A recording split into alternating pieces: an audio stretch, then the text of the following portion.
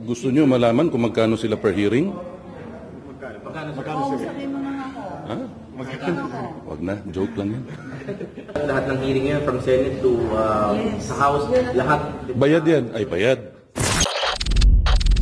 One Voice Channel. Sumailalim sa hair follicle drug test si Davao City 1st District Representative Paulo Pulong Duterte nitong araw ng Miyerkules sa Mandaluyong City. Kasunod yan ang hamon ng kanyang kapatid na si Vice President Sara Duterte para sa mga kumakandidatong kongresista sa 2025 midterm elections.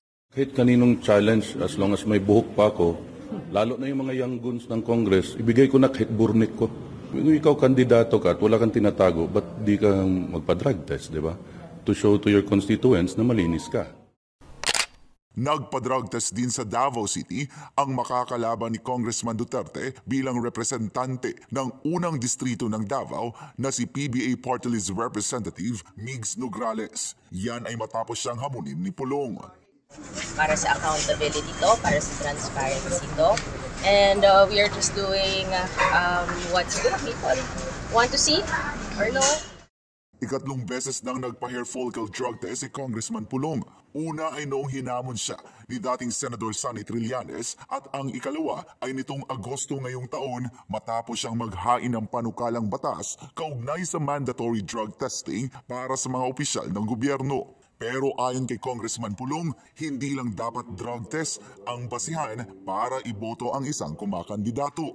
Huwag lang yung drug test lang ang tingnan ng taong bayan. Siyempre titingnan din ninyo yung kapasidad ng kandidato at yung mga accomplishments niya while serving their constituents.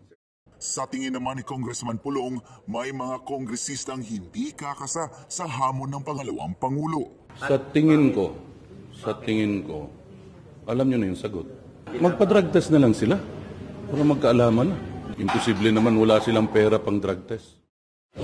May sagot naman ang kongresista kaugnay sa kaliwat kanang akusasyon ng ilang mambabatas laban kay Vice President Sara gaya na lamang ng pagkakaroon ng problema sa pag-iisip at pagiging desperada daw nito. Normal yan. Kami ang kalaban ng administrasyon ngayon. So, siyempre, sino ba yung nagko-comment, di ba? Siyempre, yung mga kaalyado nila. Are you hurt? Ako? Hindi. Normal yan sa politika, madam. Tinawag na nga akong drug addict, drug pusher, drug lord, drug smuggler. Kahit may 5 anak ako at 4 na apo. Kaugnay naman sa kanilang ama na si dating Pangulong Rodrigo Duterte, tututukan daw nito ang pangangampanya bilang mayoralty candidate sa Davao City. Kakampanya raw siya, pero sinabihan nga namin na mga piling barangay na lang na hindi na pwede lahat ng barangay ng Davao, 182 barangays yun. Kung gusto niya umakyat ng bundok, sinasabihan namin hindi na pwede. Diyan na lang sa, siyempre, diyan na lang sa downtown or at least makita lang siya ng mga tao.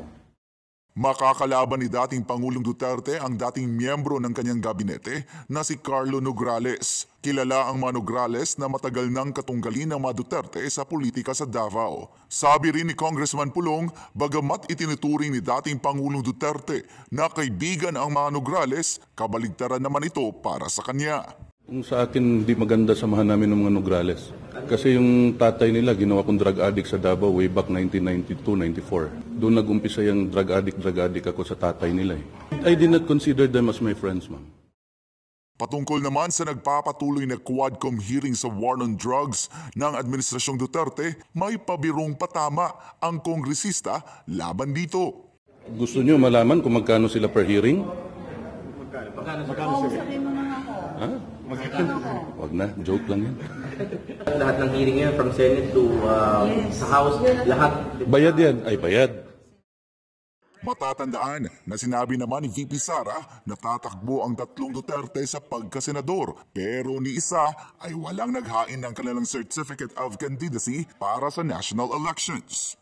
Sabi niya yun. Wala pa naman talaga, wala talaga yun sa plano ko, no? Kasi may isang term pang ako as congressman. Tapos ever since pumasok ako sa politika, hanggang 2 terms lang ako. So yun nga, sabi din ng mama ko na tapusin mo yung term mo as congressman. Pero sa 2028 sir, may plano po tayo to... Wala. So ito second May plano akong mag-retire. Sa gitna ng mga pambabatikos at paninira sa mga Duterte, sinabi ni Congressman Pulong na humugot siya ng lakas sa kanilang ina na si Elizabeth Zimmerman at sa Panginoon. One Voice Channel.